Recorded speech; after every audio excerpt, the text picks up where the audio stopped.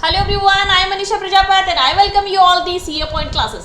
Okay, तो आज की क्लास में हम डिस्कस करेंगे आपके BC के यानी कि बिजनेस एंड कमर्शियल नॉलेज का chapter number 4 that is government policies for business growth. इस चैप्टर में आप लोगों को सीधा सीधा ये बताया गया है कि गवर्नमेंट की कुछ पॉलिसीज हैं। ठीक, अगर आप कोई बिजनेसमैन है, बिजनेस को सक्सेसफुली रन करना चाहते हैं, ऑपरेट करना चाहते हैं या फिर ग्रो करना चाहते हैं, तो गवर्नमेंट की पॉलिसीज का ज्ञान यानी नॉलेज आपके पास में होनी चाहिए और उन गवर्नमेंट पॉलिसीज को आपको फॉलो करना ही पड़ता है। ये आपके इस चैप्टर में मोटा मोटी बताया हुआ है। ठीक है, ओके, एक स्टोरी आप लोगों को बताई गई है। एक लड़का है रमन नाम का, बाय प्रोफेशन वो क्या एक इंजीनियर है। ठीक है, उसने एक ऐप डेवलप की है। ठीक है, और वो क्या करना चाहता है, उस ऐप को लॉन्च करना चाहता है और एक बिजनेस बनाना चाहता है। लेकिन रमन को फाइनेंस की नॉलेज नहीं है, टैक्स की नॉलेज नहीं है, गवर्नमेंट यानी हमारा देश का जो कानून है उसकी नॉलेज रमन को नहीं है। ठीक, दूसरी तरफ एक अली नाम का लड़का है जो बाय प्रोफेशन सीए है, जिसको टैक्स की बहुत अच्छी नॉलेज है, जिसको फाइनेंस की बहुत अच्छी नॉलेज है, जिसको गवर्नमेंट पॉलिसीज की बहुत अच्छी नॉलेज है, कॉपीराइट की बहुत अच्छी नॉलेज है, पेटेंट की बहुत अच्छी नॉलेज है, यानी कि कॉमर्स की बहुत अच्छी नॉलेज है। ठीक है, लेकिन उसकी वो इतना टेक्निकल नहीं है। ठीक है, तो अगर रमन को बिजनेस बनाना है तो उसको क्या करना पड़ेगा, अली यानी कि सीए की हेल्प लेनी पड़ेगी। ठीक है, क्योंकि उसको गवर्नमेंट पॉलिसीज का पता है, कॉमर्स का पता है। ठीक, और क्योंकि अली को इतना ज्यादा टेक्नोलॉजी के बारे में नहीं पता है तो उसको क्या करना पड़ेगा, रमन की हेल्प करनी पड़ेगी। ठीक है, तो ये ऐसी कोई स्टोरी आप लोगों की बताई भी है। कहने का मतलब, अगर आप किसी भी बिजनेस को सक्सेसफुली रन करना चाहते हैं तो सिर्फ बिजनेस मतलब बाइंग और परचेजिंग करने से कुछ नहीं होगा।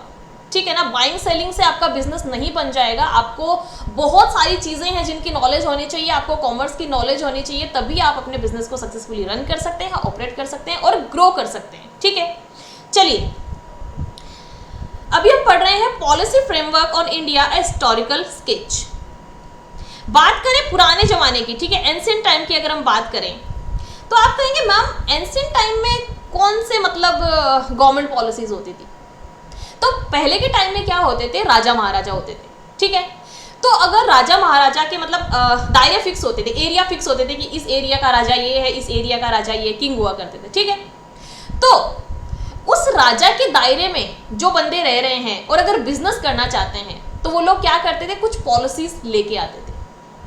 ठीक है, उनकी भी कुछ पॉलिसीज होती थी या कोई दायरे होते थे जो वो बताते थे कि इन सर्टेन पॉलिसीज को आप लोगों को, अगर आप इस राज्य में रह रहे हैं तो आपको फॉलो करना पड़ेगा। ठीक है, आप लोगों ने नाम सुना होगा चंद्रगुप्त मौर्य का। ठीक है, अपने चाणक्य भी हुए थे। तो उस समय क्या था, राजाओं का शासन था, लेकिन अगर कोई बिजनेस करना चाहता है तो जो राजा के रूल्स एंड रेगुलेशंस है, जो राजा ने पॉलिसीज बनाई हैं, उन पॉलिसीज को अगर बिजनेस को रन करना है तो बिजनेसमैन को फॉलो करना होता था। ठीक है, इंडिया अंडर द ब्रिटिशर्स के टाइम पर भी क्या था, कुछ पॉलिसीज बनी हुई थी। आप लोगों ने बहुत ही फेमस एक मूवी भी देखी होगी ना, लगान मूवी।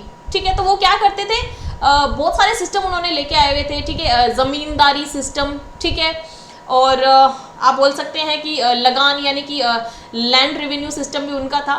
तो उस टाइम में भी अगर कोई ब्रिटिशर्स के टाइम पर भी अगर कोई बिजनेस करना चाहता तो उनको उन पॉलिसीज को फॉलो करना पड़ता था।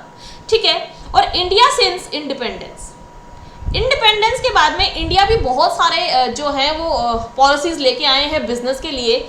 आप लोगों को पता है 1948 में इंडिया इंडस्ट्रियल पॉलिसी लेके आया।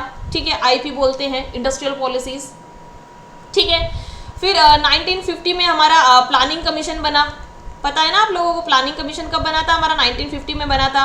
1951 में हमारा पहला प्लान 5 ईयर प्लान आया था। ठीक है, फिर आपकी जो ये इंडस्ट्रियल पॉलिसी बनी थी 1948 में, इसको 1956 में इंडस्ट्रियल पॉलिसी रिजोल्यूशन लाया गया। ठीक है, आईपीआर इंडस्ट्रियल पॉलिसी रिजोल्यूशन लाया गया। ठीक है, उसके बाद में सबसे ज़्यादा मेजर चेंजेस कब हुए आपके 1991 में, जब आपका इकोनॉमिक रिफॉर्म लाया गया इंडिया में। ठीक है, इकोनॉमिक रिफॉर्म्स, यहाँ पे क्या किया गया, आपके एलपीजी लाया गया। एलपीजी लिबरलाइजेशन, प्राइवेटाइजेशन और ग्लोबलाइजेशन। ठीक है, लिबरलाइजेशन का मतलब यहां पर क्या था? लिबरलाइजेशन का मतलब था कि पहले के टाइम पे क्या होता था कि यानी कि बिफोर 1991 क्या होता था कि अगर आपको कोई भी बिजनेस करना है तो आपको लाइसेंस लेना पड़ता था। मतलब कोई भी बिजनेस शुरू करना है तो आपको लाइसेंस लेना पड़ेगा। तो इसका जो प्रोसेस था वो बहुत ज़्यादा टिपिकल था, तो थोड़ा सा लिबरलाइज्ड कर दिया गया। सिर्फ 5 सेक्टर ऐसे रखे गए जिसमें बोला गया कि अगर इन सेक्टर्स में आपको काम करना है तो आपको लाइसेंस लेने की ज़रूरत है, अदरवाइज आपको लाइसेंस लेने की ज़रूरत नहीं है। जो बंदा जो चाहे बिजनेस कर सकता है। ठीक है, लिबरलाइजेशन में जो मेजर रिफॉर्म्स लाए गए वो आपको पता है, इंडस्ट्रियल रिफॉर्म्स लाए गए। ठीक है, इंडस्ट्रियल रिफॉर्म्स लाए गए। ठीक, दूसरा आपका बैंकिंग सेक्टर, बैंकिंग सेक्टर में मेजर रिफॉर्म्स आए। ठीक है, आपके 1991 से पहले कोई भी प्राइवेट बैंक नहीं हो सकता था। सारे बैंक क्या थे? सरकारी बैंक थे। लेकिन 1991 में क्या बोल दिया गया कि अब प्राइवेट बैंक भी हो सकते हैं। और आपने देखा कि 1994 में आपका HDFC आ गया था। ठीक है, आपका ICICI भी आ गया था। ठीक, एक्सिस बैंक भी आ गया था। तो कहने का मतलब लिबरलाइज्ड कर दिया गया सारे बिजनेस को और कहा गया कि हर बिजनेस के लिए आपको लाइसेंस लेने की जरूरत नहीं। तो यह था आपका लिबरलाइजेशन। दूसरा आपका था P, यानी कि प्राइवेटाइजेशन। प्राइवेटाइजेशन जैसे कि आप लोगों को नाम से ही पता चल रहा है कि गवर्नमेंट क्या करती, प्राइवेटाइजेशन को बढ़ावा यानी निजीकरण को बढ़ावा दिया। ठीक, बोला गया कि या तो क्या किया, जैसे गवर्नमेंट जो आपके इनकॉर्पोरेशंस थे उनमें से थोड़ी सी हिस्सेदारी बेच दी गई, या फिर थोड़ी छूट दे दी गई कि अच्छा ये काम हमारी गवर्नमेंट भी कर रही है और जो प्राइवेट लोग हैं वो भी इस काम को कर सकते हैं, ये पर्टिकुलर बिजनेस कर सकते हैं। तो प्राइवेटाइजेशन को बढ़ावा दे दिया गया, यानी कि प्राइवेट इंडस्ट्रीज भी स्टैब्लिश हो पाई। ठीक है, और नेक्स्ट है आपका दैट इज G, यानी कि ग्लोबलाइजेशन। ग्लोबलाइजेशन का मतलब हो गया पूरा विश्व जो है वो एक परिवार की तरह, यानी इंपोर्ट एक्सपोर्ट को बढ़ावा देना। ठीक है, और अगर विदेशी कोई कंपनी है तो वो इंडिया में आके काम कर सकती है, इंडियन कंपनी है तो बाहर जाके अपना बिजनेस खोल सकती है। तो कहने का मतलब ग्लोबलाइज्ड कर दिया गया, पूरे विश्व को एक परिवार बना दिया गया। ठीक है, तो ये थे आपका LPG जो 1991 के मेजर रिफॉर्म्स थे। चलिए नेक्स्ट है आपका spectre of government policies for business. एक है आपकी मैक्रो लेवल पर और एक है आपकी सेक्टरल लेवल पर। सबसे पहले डिस्कस करते हैं मैक्रो लेवल वाली। ठीक है, मैक्रो लेवल पर एक तो है आपकी फिस्कल पॉलिसी और एक है आपकी मॉनेटरी पॉलिसी। फिस्कल पॉलिसी आपके सेंटर का काम है। ठीक है, फिस्कल पॉलिसी में क्या बताया जाता है? एक तो आपका एक्सपेंडिचर, ठीक है, गवर्नमेंट का एक्सपेंडिचर, और दूसरी तरफ है टैक्स या फिर आप बोल सकते हैं रेवेन्यू। भाई गवर्नमेंट को रेवेन्यू यानी कि आय कहाँ से होती है, इनकम कहाँ से होती है? टैक्स से ही तो होती है। तो इसके अंदर समय समय पर क्या होता रहता है? बदलाव होता रहता है। तो इन्हीं को बोला गया फिस्कल पॉलिसी। ठीक है, यानी कि फिस्कल पॉलिसी में क्या मेंशन है? आपके एक्सपेंडिचर, जो गवर्नमेंट के एक्सपेंडिचर्स हैं, और जो रेवेन्यू है। ठीक, दूसरी तरफ है आपकी मॉनेटरी पॉलिसी, मौद्रिक प्रणाली। ठीक है, ये किससे रिलेटेड? आपकी मनी सप्लाई से रिलेटेड है। किससे रिलेटेड है? मनी सप्लाई से रिलेटेड है। मॉनेटरी पॉलिसी बनाता कौन है? आपका central bank, that is RBI, reserve bank of India. ठीक है, और मॉनेटरी पॉलिसी के थ्रू क्या किया जाता है? आपकी जो मनी सप्लाई है उसको कंट्रोल किया जाता है। ठीक है, RBI के पास में बहुत सारे ऐसे इंस्ट्रूमेंट्स हैं। ठीक है, SRR, मतलब बता देती हूँ मैं, बैंक रेट, रेपो रेट, सुना होगा ना आपने, bank rate, repo rate, reverse repo rate, SLR, CRR, ऐसे बहुत सारे इंस्ट्रूमेंट है जिनसे क्या करती है मॉनेटरी पॉलिसी, मतलब फॉलो करती है इन इंस्ट्रूमेंट्स को, और RBI क्या करता है? इन इंस्ट्रूमेंट्स के थ्रू मनी सप्लाई को कंट्रोल करता है। ठीक है, अब देखते हैं सेक्टरल लेवल पर। तो सेक्टरल लेवल पर देखें तो एग्रीकल्चर के लिए अलग से पॉलिसी बनी हुई है। ठीक है, इंडस्ट्रियल पॉलिसीज मैंने आपको बताया कि 1948 में जो है वो इंडस्ट्रियल पॉलिसी लाई गई। ठीक है, उसके बाद में उसका रिजोल्यूशन लाया गया, फिर इकोनॉमिक रिफॉर्म्स भी आए, ये भी आपको पता है। और फॉरेन ट्रेड और इन्वेस्टमेंट से रिलेटेड भी सेपरेट क्या बनी हुई है? पॉलिसी बनी हुई है। चलिए नेक्स्ट है आपका मैक्रो पॉलिसी इंडिकेटर या फिर बिजनेस कंड्यूसिवनेस। कंड्यूसिवनेस का मतलब हो गया हेल्प करना। ठीक है, हेल्प करना, हेल्प, यानी कि यहां पर बताए हुए हैं आपको कुछ 5 एलिमेंट्स जो इंडिकेटर्स हैं। मतलब आपको बताना है कि जैसे आपको इंडिकेटर्स बताए हुए हैं कि जिससे पता चलता है कि आपकी इकोनॉमी कैसा परफॉर्म कर रही है, अच्छा परफॉर्म कर रही है या बुरा परफॉर्म कर रही है। तो सबसे पहले आपका जीडीपी। तो अगर आपका जीडीपी राइजिंग है तो ये आपकी इकोनॉमी के लिए बहुत अच्छा है। नेक्स्ट है इन्फ्लेशन। इन्फ्लेशन क्या होना चाहिए? राइजिंग होना चाहिए, लो होना चाहिए या फिर मॉडरेट होना चाहिए। तो मैंने आपको बताया था इन्फ्लेशन जो है उसकी ऑपोजिट जो सिचुएशन होती है वो है डिफ्लेशन। तो इन्फ्लेशन की बढ़ती हुई दरें जो है यानी बहुत ज़्यादा तेजी से अगर इंक्रीज हो रहा है इन्फ्लेशन तो वो भी बुरा है, और अगर डिफ्लेशन हो गया तो वो भी बुरा है। तो इन्फ्लेशन क्या होना चाहिए आपका? मॉडरेट होना चाहिए, वो इकोनॉमी के लिए अच्छा है। टैक्स की जो रेटें हैं भाई वो लो ही अच्छी हैं।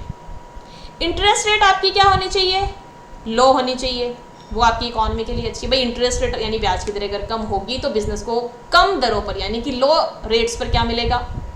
लोन मिलेगा, और इससे आपको आपका जो बिजनेस है उसको बढ़ाने में हेल्प मिलेगी। ठीक है। एक्सचेंज रेट आप सब लोग समझते हैं, मतलब डॉलर के बदले कितना, मतलब कितने रुपए के बदले हमको डॉलर मिल रहा है। तो आपका जो एक्सचेंज रेट है वो भी क्या होना चाहिए? मॉडरेट होना चाहिए।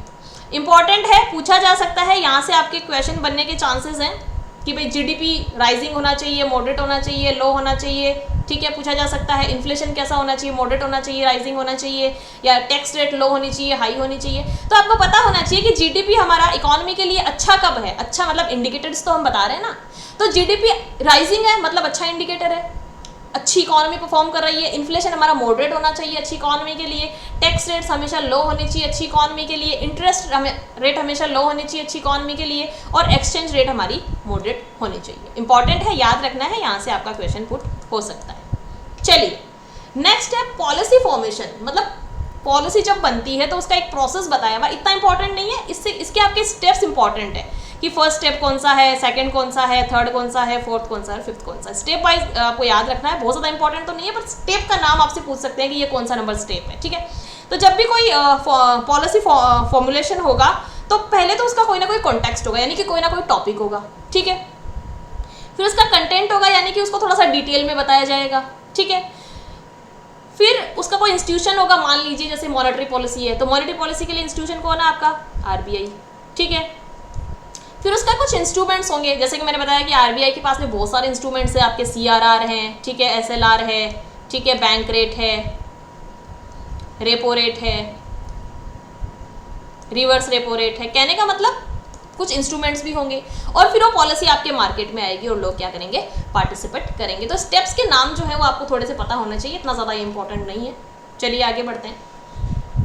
Types of government policies bye intent and impact. 4 बताई हुई है आपकी गवर्नमेंट पॉलिसीज। पहली है प्रोटेक्टिव, दूसरी है रेस्ट्रिक्टिव, तीसरा है रेगुलेटिव और चौथा है फैसिलिटेटिव। यहां से आपका डायरेक्ट क्वेश्चन बनता है, मतलब 4 ऑप्शन दे देंगे और पूछा जाएगा कि कौन सी पॉलिसी नहीं है।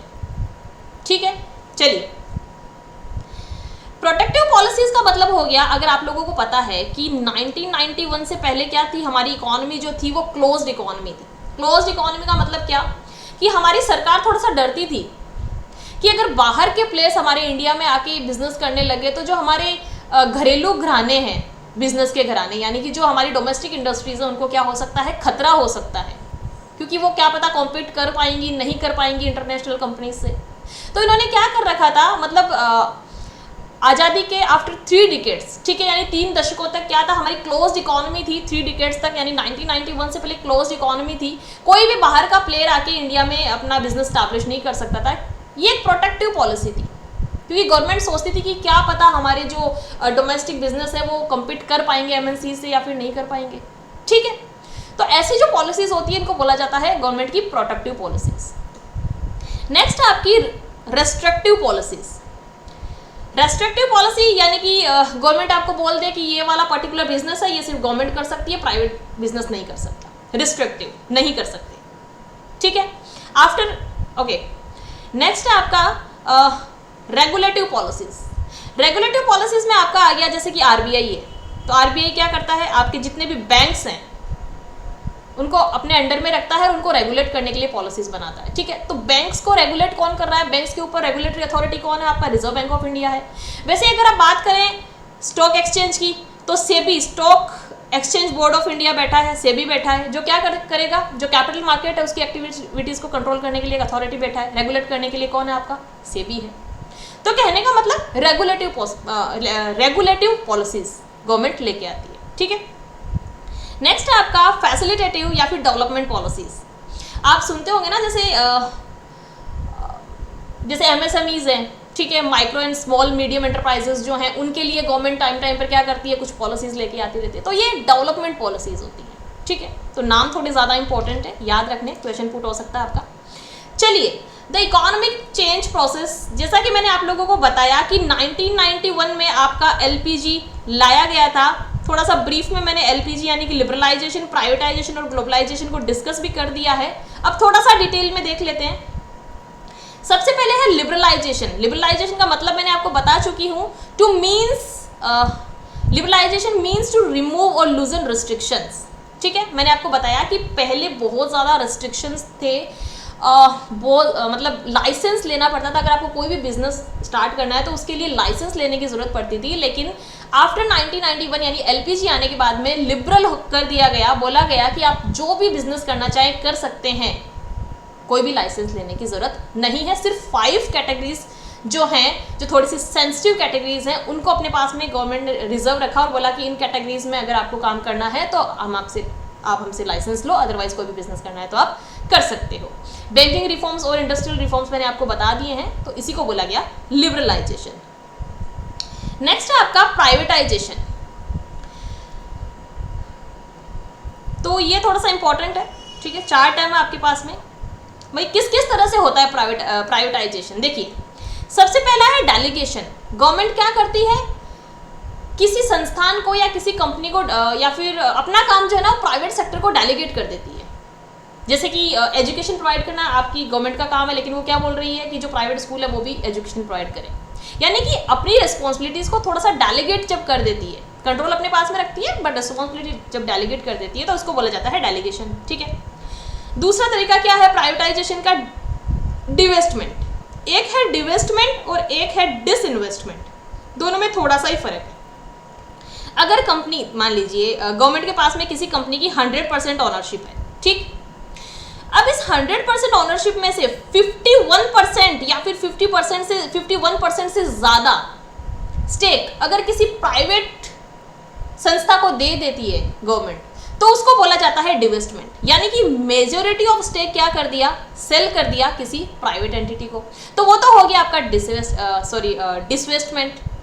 और अगर 100 में से 49% तक ही स्टॉक सेल करती है, 49% तक ही अपना स्टेक सेल करती है, यानी कि मेजॉरिटी स्टेक अपने पास में रख लेती है, तो उसको बोलते हैं डिसइन्वेस्टमेंट। बस इतना ही फर्क है इसके अंदर, ठीक। चलिए, और एक है आपका डिस्प्लेसमेंट। डिस्प्लेसमेंट में गवर्नमेंट बोलती है कि चलो ये पर्टिकुलर बिजनेस हमको नहीं करना है, तुम कर लो, जाओ, हमें नहीं करना। जैसे कि आपका गवर्नमेंट क्या लेके आया, बीएसएनएल लेके आया, ठीक है। उसके बाद में जब बीएसएनएल आया था तो उस समय कोई भी प्राइवेट एंटिटी जो है वो टेलीकॉम सेक्टर में काम नहीं करती थी, ठीक है। लेकिन जब एलपीजी आया तो बोला गया कि जाओ, जिसको भी टेलीकॉम इंडस्ट्री स्टैब्लिश करनी है स्टैब्लिश कर लो। और अप्रॉक्सीमेटली मेरे हिसाब से 1995 में आपका एयरटेल आ गया था कि हम नहीं कर रहे हैं बिजनेस, जाओ प्राइवेट एंटिटीज आप इस बिजनेस को कर लो, यानी कि डिस्प्लेसमेंट कर दिया गया, अपने काम को छोड़ दिया, प्राइवेट एंटिटीज को दे दिया, ठीक है। चलिए, तो ये 4 तरीके हो सकते हैं आपके प्राइवेटाइजेशन के। Okay, inward foreign direct investment in India, IFDI full form पूछा जा सकता है, और इसके 2 तरीके हैं आईएफडीआई के, एक तो है गवर्नमेंट रूट और एक है ऑटोमेटिक रूट। अब मान लीजिए मैंने इंडिया में कोई शॉप ओपन करने का सोचा और मेरा कोई रिश्तेदार या जानकार है जो फॉरेन में रह रहा है, मुझे पैसों की ज़रूरत है, उसने मेरे पैसों की हेल्प कर दी, इन्वेस्ट कर दिया मेरे बिजनेस में, ऑटोमेटिक रूट बोलेंगे इसको, ठीक है। इसमें गवर्नमेंट की परमिशन की ज़रूरत नहीं है। एक है गवर्नमेंट रूट, यानी कि उसको बहुत ज़्यादा बड़ा पोर्शन किसी कंपनी में इन्वेस्ट करना है, इंश्योरेंस सेक्टर में अगर उसको इन्वेस्ट करना है, या फिर बड़ी पार्टनरशिप फर्म में अगर उसको इन्वेस्ट करना है, तो उसको क्या करना पड़ेगा, गवर्नमेंट की परमिशन लेनी पड़ेगी, तो इसी को बोला जाता है गवर्नमेंट रूट। 2 तरीके हो सकते हैं इन्वेस्ट करने के, ठीक है। चलिए, अब यहाँ पर कुछ सेक्टर आपको बताए हैं जहाँ पर बाहर का अगर कोई बंदा चाहे विदेशी लोग जहाँ पर इन्वेस्ट नहीं कर सकते, जहाँ पे प्रोहिबिटेड है, तो वो कौन कौन से एरियाज है जहाँ पर फॉरेन इन्वेस्टमेंट नहीं हो सकता, यहाँ से क्वेश्चन बनने के चांसेस बन सकते हैं।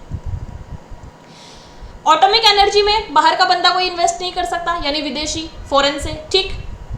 लॉटरी बिजनेस आपका, गैम्बलिंग और बेटिंग जो सट्टाबाजी वगैरह होती है, ठीक है। चिट फंड वाला जो बिजनेस है, निधि फंड में, ठीक है। एग्रीकल्चर में वैसे नहीं कर सकता, लेकिन कुछ एरियाज हैं जिनको एक्सक्लूड किया गया है, जैसे कि आपका ये जो ब्रैकेट में लिखे हुए ना, ये सारे एक्सक्लूडेड है, इनमें कर सकते हैं। इसके अलावा एग्रीकल्चर में जो है वो इन्वेस्ट नहीं हो सकता फॉरेन का, ठीक है। जैसे कि आपका डेवलपमेंट ऑफ सीड्स हो गया, ठीक है, एनिमल हस्बेंड्री हो गया, ठीक है, तो वेजिटेबल्स, मशरूम वगैरह, तो इनके अंदर कर सकते हैं इन्वेस्ट। बाकी एग्रीकल्चर को क्या रखा गया है, अलग रखा गया है, प्रोहिबिट रखा गया है, ठीक है। एक चीज़ आपको थोड़ा सा याद रखना है, प्लांटेशन, सॉरी, अदर देन, ये वाली जो लाइन है ये थोड़ा सा आपको याद रखनी है, अदर देन टी प्लांटेशन, ठीक है, इसको आपको थोड़ा सा याद रखना है। चलिए नेक्स्ट है housing and real estate business, ठीक है। कॉर्पोरेट की थोड़ी सी बात अलग हो जाती है, बाकी रेस्ट्रिक्टेड रखा गया है आपके हाउसिंग और रियल एस्टेट बिजनेस को। Trading in transferable development rights और मैन्युफैक्चर ऑफ जो आपके सिगरेट्स वगैरह हो गए या टोबैकोज जो हैं या फिर इनके जो सब्स्टिट्यूट हैं, तो ये सारी पर्टिकुलर ऐसी इंडस्ट्रीज हैं जहां पर कोई भी फॉरेन का बंदा जो है वो इन्वेस्ट नहीं कर सकता है। इंपॉर्टेंट है, याद रखना है, ठीक है। एक दो बार पढ़ लेना, रीड कर लेना, याद हो जाएगा, रटने की जरूरत नहीं है, ठीक है। चलिए नेक्स्ट है आपका फॉरेन इंस्टीट्यूशनल इन्वेस्टर्स, ठीक है। पहली बात तो फुल फॉर्म इंपॉर्टेंट है FIIs की, फॉरेन इंस्टीट्यूशनल इन्वेस्टर्स। ये कोई कंपनी स्टैब्लिश नहीं करते हैं इंडिया में आके, ये क्या करते हैं, स्टॉक मार्केट में इन्वेस्ट करते हैं, ठीक है। स्टॉक मार्केट में इन्वेस्ट करते हैं, यानी शेयर्स परचेज कर लेंगे, ठीक है, या फिर डिबेंचर्स परचेज कर लेंगे, बॉन्ड्स परचेज कर लेंगे, ठीक है। जब इकोनॉमी डाउन चल रही होती है तो इन लोगों के लिए बहुत अच्छा मौका होता है और बड़ा बड़ा पैसा ये लोग भारी भरकम मात्रा में शेयर मार्केट में पैसा लगाते हैं जब इकोनॉमी डाउन चल रही होती है। बस ये आपको ध्यान रखना है। और ये foreign institutional investor full form है आपकी FIIs की, ठीक है। नेक्स्ट है आपका इन्वेस्टमेंट फ्रॉम इंडिया अब्रॉड। अब ये है कि भाई इंडिया का कोई बंदा अगर बाहर इन्वेस्ट करना चाहे तो उसको बोला जाएगा OFDI, यानी कि इन्वेस्टमेंट फ्रॉम इंडिया अब्रॉड, ठीक। चलिए, तो ये कुछ इंपॉर्टेंट बातें थी इस चैप्टर से रिलेटेड जो हम लोगों ने डिस्कस कर ली है। अब थोड़े से MCQs देख लेते हैं आप लोगों की प्रैक्टिस के लिए। सबसे पहले है फिस्कल पॉलिसी जो है वो किससे रिलेटेड है, ये क्वेश्चन आपको आना चाहिए, मैंने अभी बताया है। फिस्कल पॉलिसी क्या आपकी गवर्नमेंट एक्सपेंडिचर से रिलेटेड है, बिल्कुल सही बात है। गवर्नमेंट रेवेन्यू से रिलेटेड है, बिल्कुल सही बात है। रेवेन्यू मैंने बताया ना, टैक्स से रेवेन्यू मिलता है, टैक्स से रेवेन्यू मिलता है आपकी गवर्नमेंट को, ठीक है।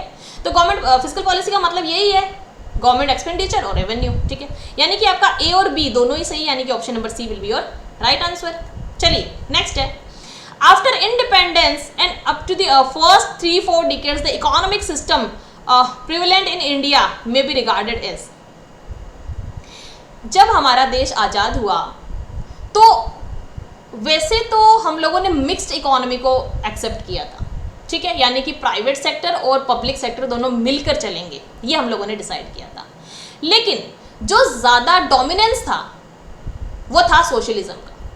तो यही इसमें पूछा गया है कि after independence up to first 3-4 decades the economic system prevalent in India may be regarded. तो बोल सकते हैं कि ज़्यादा जो वेटेज था या डोमिनेंस था वो हमारा था सोशलिस्ट, यानी कि option number B will be your right answer, ठीक है। Which of the following policy person the macro economic management, बताइए। मैक्रो इकोनॉमिक मैंने 2 ही बताए थे आपको, एक तो बताया था मैंने फिस्कल पॉलिसी और एक बताया था मैंने आपको मॉनेटरी पॉलिसी, यानी ऑप्शन नंबर D, यानी A और C, option number D will be your right answer, ठीक है। नेक्स्ट है the form of privatisation where government keeps hold of responsibility, ठीक है, and private enterprises handles the management of it fully or partially is known as. अभी हम लोगों ने discuss किया, ये वाला क्वेश्चन आपको आना चाहिए। क्या बोला जाता है, बोला जाता है डेलीगेशन, यानी कि option number C will be your right answer. चलिए नेक्स्ट है कि आपका सेबी है, RBI है, IRDA है, तो ये कैसे इंस्टीट्यूशंस हैं, बहुत बार क्लास में मैं रिपीट कर चुकी हूँ, ये रेगुलेटरी इंस्टीट्यूशंस हैं। सेबी कैपिटल मार्केट को रेगुलेट कर रहा है, स्टॉक मार्केट को रेगुलेट कर रहा है, RBI आपका बैंक्स को रेगुलेट कर रहा है और IRDA जो है वो इंश्योरेंस सेक्टर को रेगुलेट कर रहा है। The method of FDI other than automatic route बताया था एक, तो इसके अलावा क्या बताया था मैंने बताया था गवर्नमेंट रूट। 2 ही रूट होते हैं, यानी कि option number B will be your right answer. Identify the sector where FDI is not permitted, मैंने बोला था इंपॉर्टेंट है, यहाँ से पूछ सकते हैं क्वेश्चन। जहाँ पे एफडीआई परमिटेड नहीं है, कौन सा था? ऑटोमोबाइल नहीं, इंफ्रास्ट्रक्चर नहीं, टेक्सटाइल नहीं। फर्स्ट ही मतलब स्लाइड में फर्स्ट वर्ड लिखा हुआ था आपके, ऑटोमिक एनर्जी, यहाँ पर परमिटेड नहीं है, यानी option number D will be your right answer. चलिए, okay, simplification of trade restriction related to import is example of, import export से क्या रिलेटेड है आपका? ग्लोबलाइजेशन। ठीक, चलिए, after independence India is followed, अभी अभी मैंने बताया था कि इंडिपेंडेंस के बाद में हमने किस चीज को फॉलो किया था? मिक्स्ड इकोनॉमिक पाथ को चूज किया था। हमने बोला था कि प्राइवेट सेक्टर और पब्लिक सेक्टर दोनों मिलकर चलेंगे और हमारी इकोनॉमी के सिस्टम को चलाएंगे। चलिए, नेक्स्ट है government policies are government policies are 4 types. मैंने बोला था इंपॉर्टेंट है, पूछा जा सकता है। कौन कौन सी पॉलिसीज बताई थी? 4 पॉलिसी बताई थी मैंने गवर्नमेंट की। रिस्ट्रिक्टिव थी, बिल्कुल थी, रेगुलेटिव भी थी, प्रोटेक्टिव भी थी और फैसिलिटेटिव भी थी। चारों को हम लोगों ने डिटेल में डिस्कस किया था, यानी कि option number A will be your right answer. ठीक, चलिए, प्राइवेटाइजेशन रेफर्स टू, यानी प्राइवेटाइजेशन किसको बोलते हैं?